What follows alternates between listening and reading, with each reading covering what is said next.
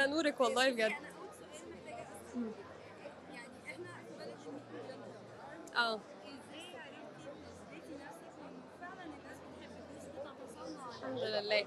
بُصّي بحاجتين، إن أنا مش باطلع كblogger، أنا باطلع كcontent creator، باقدّم للناس content شبههم، وباقدّم للناس content relatable، اللي هو أهم حاجة إن الناس تحس اللي بيتفرّج عليه ده، اللي بتتفرّجي عليه حد شبهِك، حد بيمُر بنفس حاجتِك، سواء comedy أو سواء حاجة يعني دراما.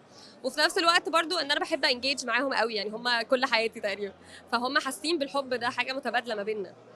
طيب يعني ما كنتيش بتخافي انت برضه نوعا ما البلوجرز الجريئه اللي بتعمل حاجات نورمال جدا إمم. فممكن المجتمع يبقى إمم. فاهمه اللي هو ايه ده ماشي صح. دي آه. طالعه تقول بالضبط.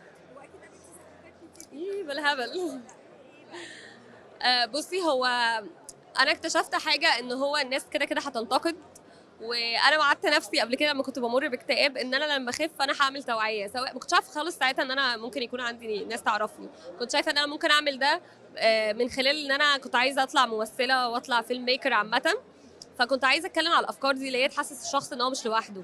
فأنا في كومنتات وحشة، في ساعات ناس يقعدوا يقولوا أنتِ بتتاجري بمرضِك، في ناس يقعدوا يقولوا أنتِ بتعملي بتسوي، بس في نفس الوقت أنتِ مش متخيلة كمية الناس اللي بتوقفني في الشارع وتقول لي إحنا اتعالجنا. بجد، فأنتِ مش متخيلة بجد الناس دي بتخلّيني اللي هو أروّح أعمل فيديو عادي، ما يهمنيش الكومنتات الوحشة.